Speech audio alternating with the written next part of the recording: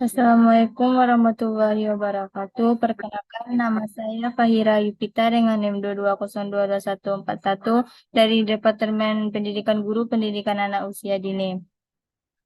Baiklah, saya dari kelompok 7 akan mempresentasikan materi kami yaitu administrasi dan supervisi pendidikan. Materi kami yaitu administrasi keuangan suatu pendidikan. Yang pertama, administrasi keuangan. Administrasi keuangan adalah suatu disiplin yang berkaitan dengan manajemen sumber daya finansial suatu entitas, baik itu perusahaan, organisasi nirlaba, atau instansi pemerintah. Tujuan utama administrasi keuangan adalah untuk mengelola keuangan dengan cara yang efisien dan efektif sehingga mencapai keseimbangan antara penerimaan dan pengeluaran. Dalam dunia bisnis, administrasi keuangan melibatkan pengambilan keputusan terkait dengan investasi, pendanaan, dan pengelolaan aset serta kewajiban pada tingkat pemerintah. Administrasi keuangan melibatkan alokasi anggaran dan pengawasan pengeluaran publik. Materi selanjutnya proses administrasi keuangan yaitu penyusunan RPS, RKAS, penggunaan dan bertanggung jawab. Yang pertama, penyusunan RPS. Rencana pengelolaan sumber daya. Tahap pertama dalam administrasi keuangan adalah perencanaan. RPS adalah dokumen yang merinci langkah-langkah strategis dan perencanaan yang diperlukan dalam pengelolaan sumber daya finansial.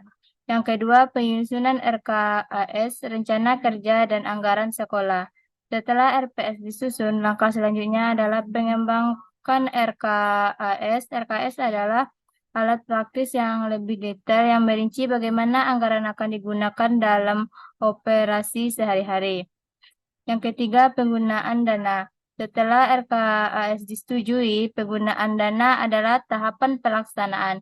Ini mencakup pengeluaran uang sesuai dengan alokasi yang tercantum dalam RKAS. Yang keempat, petanggung jawab atau accountability. Petanggung jawab adalah tahapan akhir dalam proses administrasi keuangan. Ini melibatkan evaluasi kinerja keuangan dan penyusunan laporan yang menunjukkan bagaimana dana telah digunakan. Materi selanjutnya, pemeriksaan dan petanggung jawab. Ada dua, yaitu pemeriksaan audit.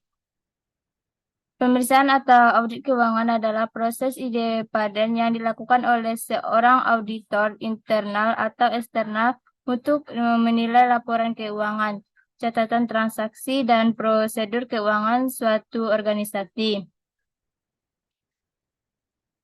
Tujuan pemeriksaan adalah untuk memverifikasikan keakuratan dan kepatuhan laporan keuangan organisasi dapat dengan standar akuntansi yang berlaku dengan peraturan yang berlaku. Pemerintah dapat mencakup yaitu A. Audit internal. Ini dilakukan oleh tim auditor internal yang merupakan bagian dari organisasi itu sendiri. B. Audit eksternal. Ini dilakukan oleh auditor independen dari luar organisasi.